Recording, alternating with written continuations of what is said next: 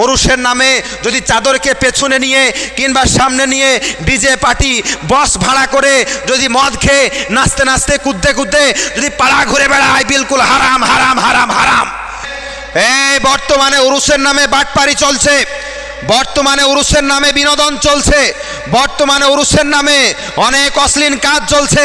দেখবেন অনেক জায়গাতে পীরের উরুস চলে, মাজারের উরুস চলে, আর কিছু কিছু মদখোর, কিছু কিছু গাঁজাখোর, কিছু কিছু বেঈমান তারা করে কি, আপনার চাদরটাকে সামনে নিয়ে নেয় আর তারপরে ডিজে পার্টি করে, গান পার্টি করে, বক্স পার্টি পরে, তারপরে আপনার যুবক ছেলেরা দাঁড়িয়ে যায়।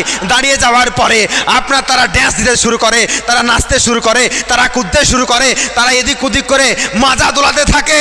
বাপের বিয়ে পেয়েছো, ইসলামটা তোমার বাপের ঘরে চাষের জমি। এই কে হুকুম দিয়েছে? শরীয়ত নিয়ে খেলা করার কে হুকুম দিয়েছে? আরে যে আল্লাহর ওলি, যে আল্লাহর পীর, বুজুর্গ ব্যক্তি, দরবেশ ব্যক্তি, ফকির ব্যক্তি সারা জীবন তৌহিদের পক্ষে কথা বলে গেলেন, আল্লাহর ধর্মকে প্রচার করে গেলেন, নবীর হাদিসকে বলে গেলেন এটা হারাম ওটা হারাম, এটা জায়েজ ওটা জায়েজ, এরকমভাবে বলে গেলেন।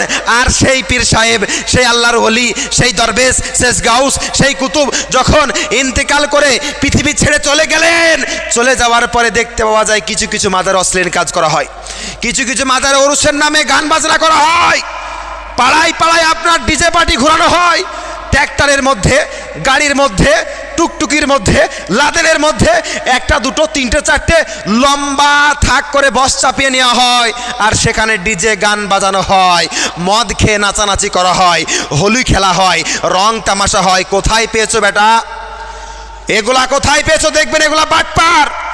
এরাই তো ধ্বংস করছে সুন্নিকে।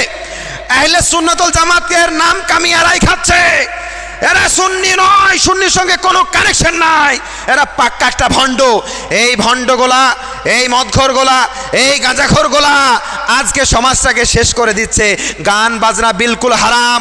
যদি কোনো মুসলমান ওই রকমভাবে ওরুসের নামে যদি চাদরকে পেছনে নিয়ে কিংবা সামনে নিয়ে ডিজে পার্টি বস ভাড়া করে যদি মদ খেয়ে নাচতে নাচতে কুদতে কুদতে যদি পাড়া ঘুরে বেড়ায়, বিলকুল হারাম হারাম হারাম হারাম। ওই চাদর যে মাজারে চাপাবে ওটাও গোনা, ওইটাও গোনা হবে। গ্রামের মধ্যে তুমি রং তামাশা করে সেই চাদর মাজারে চাপাবা? কোথায় পেয়েছো? এই শরীয়ত কারো বাবার ঘরের নয়, শরীয়ত কারো বাবার ঘরের সম্পত্তি নয় যে যেদিকে মন সেদিকে ব্যয় করবেন। আপনি জেনা করেন, মদ খান, সুদ খান, আপনার ব্যক্তিগত ব্যাপার, কিন্তু ইসলাম নিয়ে বাড়াবাড়ি করবেন না, খবরদার। শরীয়ত নিয়ে বাড়াবাড়ি করার হুকুম আপনাকে কেউ দেয়নি, এ পারমিশন কেউ দেয়নি। আপনার যদি ইচ্ছা হয় আপনি মদ খান, আপনার ব্যাপার।